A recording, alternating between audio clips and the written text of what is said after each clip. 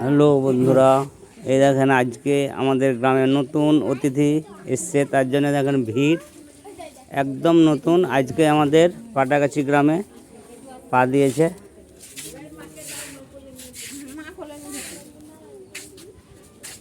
এই দেখেন আজকে এসছে একদম নতুন অতিথি। দেখেন অতিথিকে দেখাই, এই দেখেন সামনে দিকে চলে যাও, এই দেখেন এইটা হচ্ছে আমাদের নতুন সামনে দিকে চলে যাও। আজকেই এসছে। এবার